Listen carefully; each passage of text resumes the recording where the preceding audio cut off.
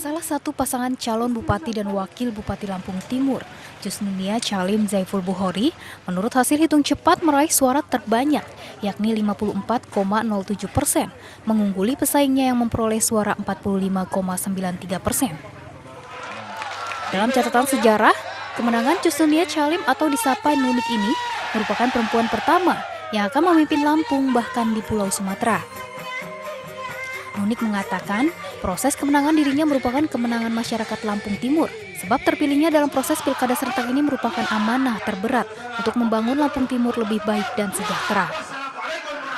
Seluruh pendahulu, bupati-bupati yang terdahulu sudah bekerja keras, sudah bagus, tapi kita ibaratnya kita penumpang kereta, kita ini mungkin perlu ngejar supaya tidak ketinggalan kereta. Apakah Nunik akan membawa wilayah Lampung Timur ke arah yang lebih baik lagi dan benar-benar akan mengukir sejarah? Patut kita tunggu. Dari Lampung Timur, Lampung, Supriyono memberitakan.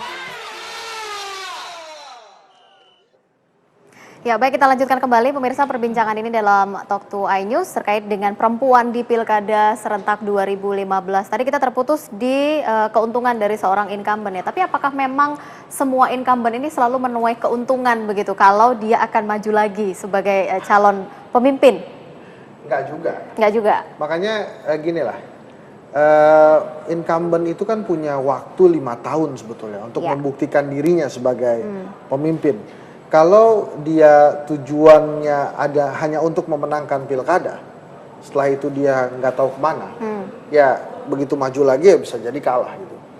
Dan tidak banyak juga incumbent yang baru satu putaran kalah kalau nanti kita perhatikan satu-satu, dan ada yang lucu juga, ada yang kalah sama independen gitu ya. Kemudian yang sebetulnya rame itu dua-duanya incumbent. Jadi bupatinya maju, wakil bupatinya maju. Ya, itu yang terjadi di Pasuruan juga ya. Nah, biasanya yang diuntungkan nih calon yang lain kalau begitu. Nah, jadi tadi kembali ke apa sih keuntungan incumbent? Sebetulnya dia seharusnya bisa memanfaatkan waktu 5 tahun itu minimal 2 tahun terakhir bisa digenjot tuh, supaya masyarakat ingat selalu digenjot popularitasnya dan juga elektabilitasnya dia. Banyak hal yang bisa dilakukan. Pencitraan memang terdengar sering negatif, tapi dalam politik pencitraan harus dilakukan. Gitu. Kulitnya itu jadi penting, dalamnya nanti dulu. Nah, tapi gini, kembali ke perempuan, Rizka. Indonesia memiliki sejarah yang pemimpin-pemimpin yang perempuan memang bagus-bagus. Sebelum ada ibu-ibu ini kan ada Ibu Megawati, kemudian ada Rusty Ningsih misalnya dari Kebumen yang waktu itu cukup fenomenal, kalau nggak salah menjadi bupati pertama perempuan di Indonesia. Jadi memang banyak hal-hal fenomenal yang dihasilkan oleh para pemimpin-pemimpin daerah yang perempuan. Nanti kita tunggu saja gebrakan dari 30, walaupun masih banyak tuh ya, nggak lolos ya, 123, 30 yang menang. 128 kalau tidak salah. 128, ditambahin lagi tuh. 128, 30 yang menang. Ini patut disyukuri. Ada yang jadi wakil, ada yang jadi... Saya coba ke Ibu Selika, apa benar memang dari sisi incumbent ini memberikan keuntungan tersendiri untuk Anda? Sebenarnya saya hari ini tidak berbicara masalah korelasi incumbent dengan kepentingan politik. Karena tentunya mekanisme KPUD pada hari ini adalah incumbent ini kalau ingin melakukan kampanye harus cuti kampanye. Tetapi yang saya pikirkan pada kemarin itu adalah bagaimana caranya 1 tahun 2 bulan saya menjadi PLT Bupati ini memberikan suatu makna pembangunan yang signifikan bagi kesejahteraan masyarakat Karawang. Artinya waktu Anda sempit ya pada saat itu. Sehingga saya ini jujur lebih fokus urusan membangun daripada urusan politik.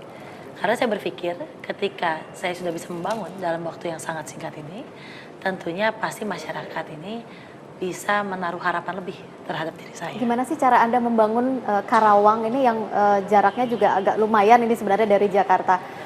Ya, Karawang ini cukup lumayan padat penduduknya. Kami punya 2,5 juta penduduk, kurang lebih 1,5 juta DPT-nya juga, dan luas wilayah yang cukup luas. Dan tentunya harus perlu kerja keras.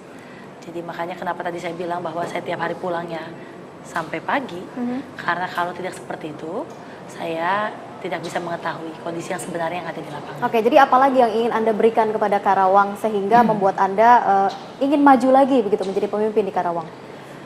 Banyak PR yang harus saya selesaikan dan belum saya tuntaskan dengan waktu 1 tahun 2 bulan. Dan tentunya saya bisa melakukan itu kalau diberikan kesempatan yang lebih oleh masyarakat Karawang. Artinya ada tantangan tersendiri untuk Anda? Betul, sangat. Karena Karawang adalah sebagai kota penyangga ibu kota dengan sumber potensi yang luar biasa dan harapan keinginan masyarakat terhadap perubahan itu sendiri. Oke, saya ke Ibu Tatu. Ibu Tatu, kalau Anda melihat majunya perempuan dalam pesta demokrasi ini, apalagi ada peningkatan yang cukup bagus begitu ya, kalau tadi Mas Henry juga mengatakan ini sebenarnya peluang-peluang yang bagus untuk para perempuan bisa tampil dalam dunia politik. Menurut Anda? Alhamdulillah ya, ternyata kepercayaan buat kaum perempuan semakin meningkat dengan terbuktinya semakin bertambah calon-calon dari kaum perempuan yang terpilih. Nah ini yang tadi disampaikan betul, pasti ada dampak dari sebelumnya. Kaum perempuan yang sudah menjabat dan masyarakat melihat ternyata perempuan bisa bekerja gitu. Jadi Anda juga merasakan efek dari incumbent gitu ya? Pasti. Jadi perempuan-perempuan yang berkiprah di pemerintahan pasti itu berdampak terhadap kami kaum perempuan selanjutnya. Jadi kepercayaan itu semakin meningkat lagi. Terus kemudian mungkin tadi saya ingin menyambungkan ya, saya pernah kemarin 5 tahun kemarin menjadi wakil bupati walaupun pas mendaftarkan saya habis masa jabatan, tetapi saya diuntungkan. Karena 5 tahun kemarin itu kan saya belajar banyak tentang Kabupaten Serang. Saya tahu permasalahannya dengan detail. Dan kemudian saya bisa menginventarisir pembangunan apa yang berhasil periode kemarin. Dan saya sampaikan ke masyarakat. Dan kemudian saya juga jujur menyampaikan ke masyarakat apa yang belum selesai. Dan seringkali saya meminta maaf kepada mereka dan menyampaikan juga ke depan apa yang akan saya lakukan supaya masyarakat juga bisa diajak berpikir cerdas gitu. Oke, tidak mudah untuk membangun sebuah daerah, apalagi memang daerah kecil yang jauh mungkin dari hingar-bingar perkotaan begitu ya. Apa sih yang bisa dilakukan oleh seorang perempuan begitu dalam membangun sebuah daerah ini sendiri? Kalau Kabupaten Serang itu lumayan luas, Mbak, 29 kecamatan, 326 desa, dan potensinya pun di sana pertanian ada, pariwisata Anyer ada, terus kemudian juga daerah industri. Nah ini potensi yang dimiliki ini tergantung kita melihatnya, bisa dimanfaatkan tidak gitu. Saya melihat dari potensi-potensi ini ya bisa untuk ke depan itu dikembangkan menjadi menutupi apa yang menjadi atau menjadi solusi terhadap permasalahan. Misalnya di Kabupaten Serang, masyarakat masih mengeluhkan tentang pengangguran. Di sana ada industri, berarti kan potensi industri ini bisa kita ajak bicara kepada industri, kaum industriawan ini, ayo kita selesaikan nih soal pengangguran. Kan Anda di sini di Kabupaten Serang ini kan tidak mungkin bisa diselesaikan oleh kami pihak pemerintah daerah seperti itu. Oke, mungkin benar apa yang dikatakan oleh Mas Henry, ada cara tersendiri yang dilakukan oleh perempuan dalam hal pendekatan, komunikasi. Gitu ya Mas Henry ya? Nanti saya pengen tahu dari Mas Henry ini pendapatnya selain sebagai seorang pengamat, tapi juga dari sisi gender seorang laki-laki. Memandang perempuan kalau memimpin itu seperti apa sih gitu? Boleh ya nanti ya? Saya harus jeda terlebih dahulu. Dan pemirsa jangan kemana-mana, Talk to News segera kembali sesaat lagi.